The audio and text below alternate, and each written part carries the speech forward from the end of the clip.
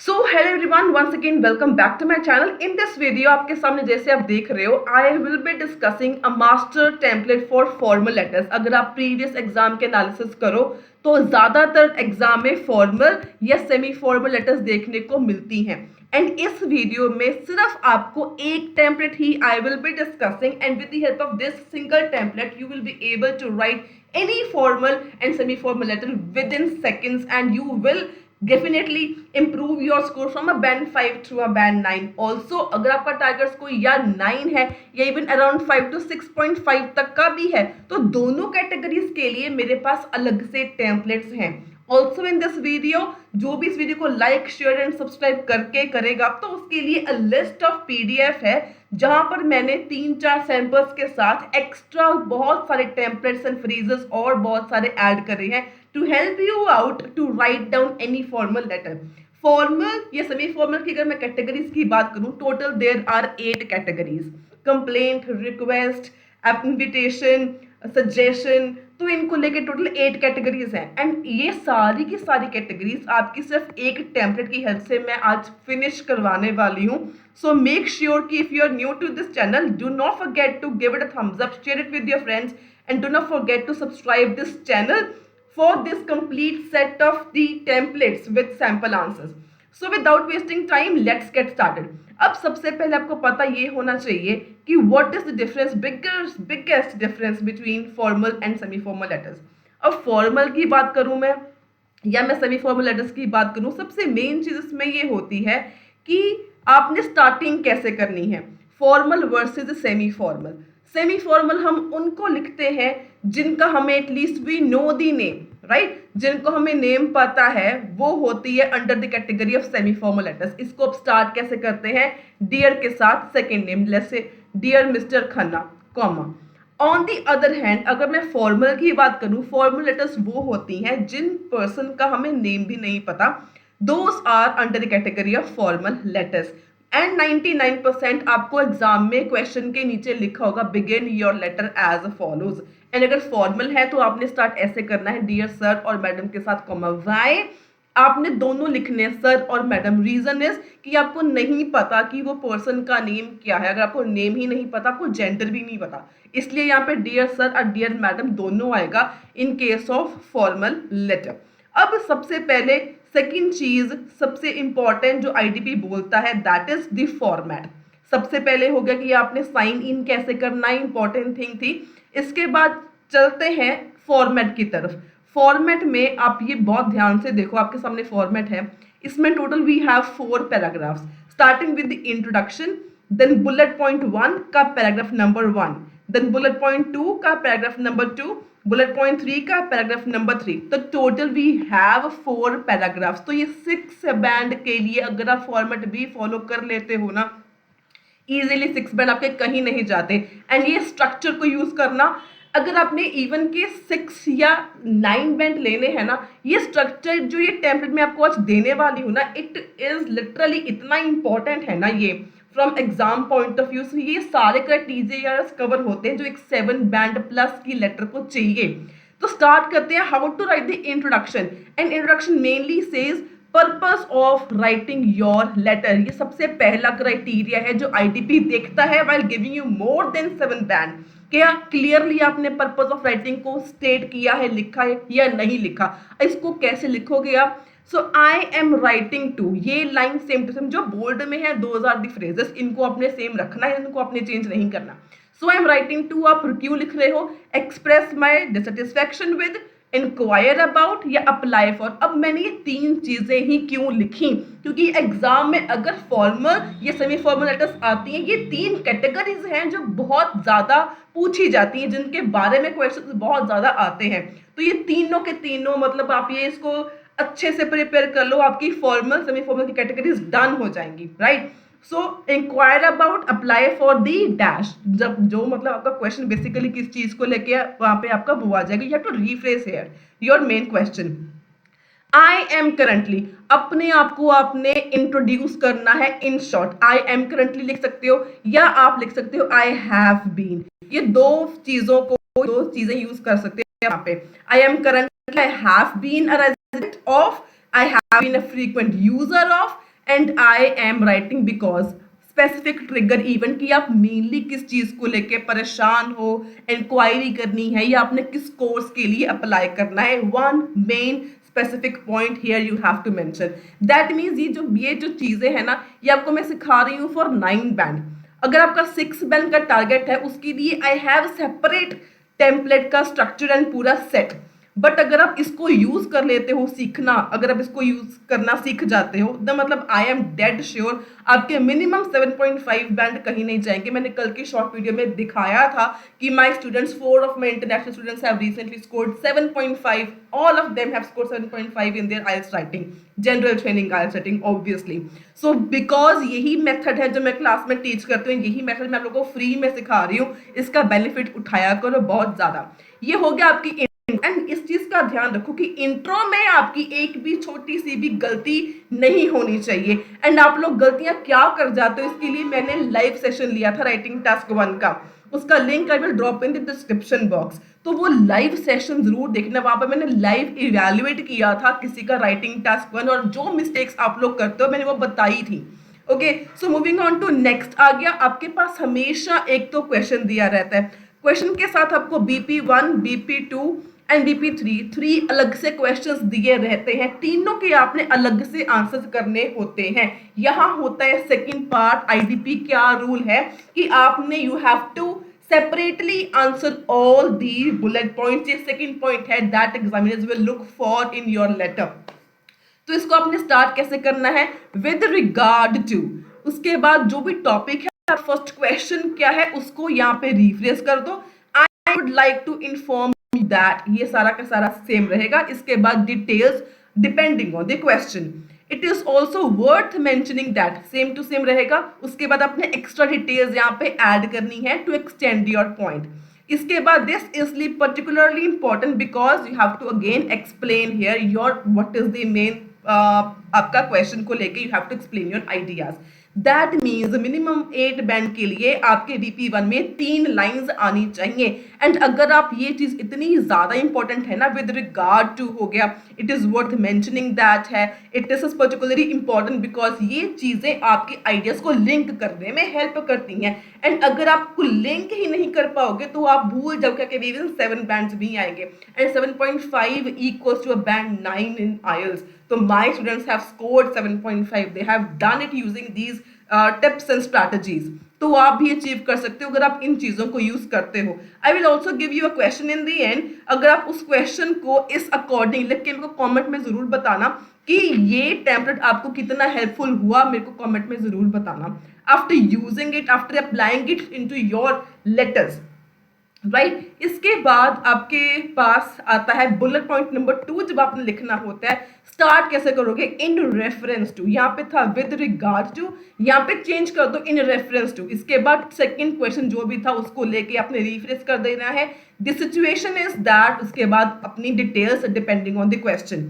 Consequently this has led to, basically second point हमेशा होता है इफेक्ट्स का, कि अगर आपकी मीटिंग मिस हो गई है, इफ यू आर डिसअपॉइंटेड, तो इसका आपके ऊपर क्या असर पड़ा पर्सनली एंड प्रोफेशनली। तो यहाँ पे आप दिस हैज लेड टू, आप मेन प्रॉब्लम्स हैं या रिजल्ट्स हैं उसको आप यहाँ पे लिख सकते हो। I feel it necessary to highlight this so that you understand the full context of my request. That is it. ये लाइन सेम टू सेम, मतलब इतना इजी मैंने आप लोगों के लिए कर दिया है। मतलब ये BP2 में सिर्फ 2 पॉइंट्स आपने ऐड करने हैं and that is it.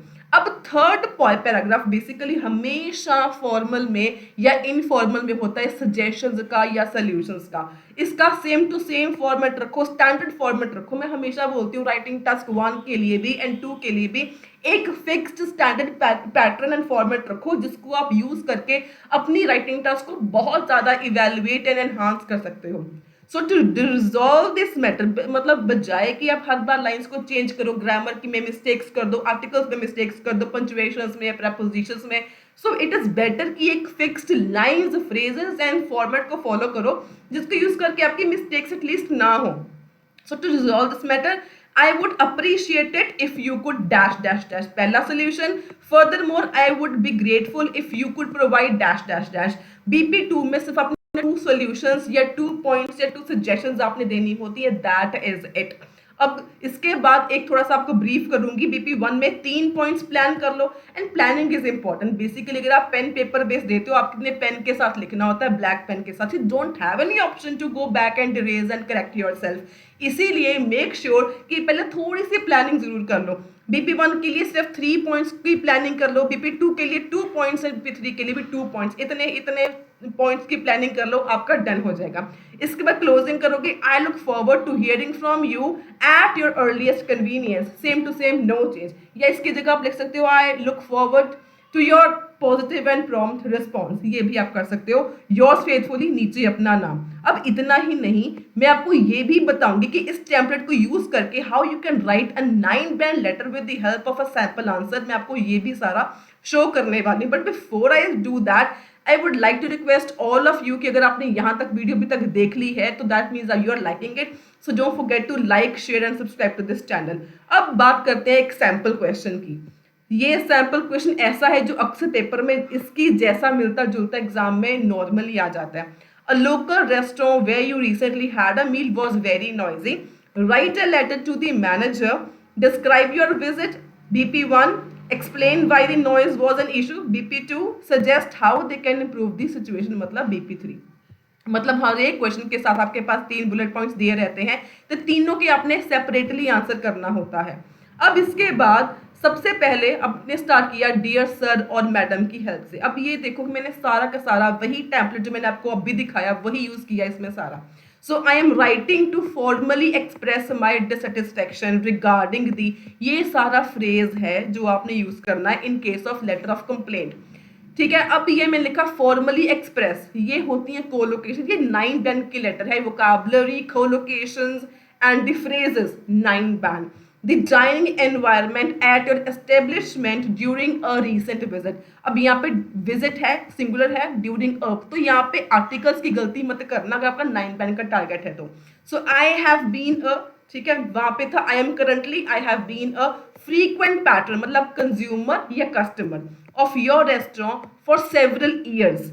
However, लेकिन जब आपने कॉज एंड इफेक्ट देना होता है, आप यहाँ पे सेमीकोलन, कनेक्टर एंड कॉमा ये वाला करो यूज। सेंटेंस का स्ट्रक्चर ये, this is again for 9-band, अगर आप इसको यूज करना सीख जाओगे तो। However, my experience on the evening of 12th October was quite disappointing. Again, the collocation. Just look at the lines की formation, sentences के structures, punctuation marks, and the collocations I have used here. ऐसी vocabulary आपकी होनी चाहिए। Next, BP1. With regard to my details of my visit, I had booked a table for 6 people to celebrate a family milestone। Celebration कोई भी हो सकती है, तो मैंने सिंपल लिखा a family milestone। तो सिंपल मैंने ये बताया कि मैंने टेबल बुक किया था।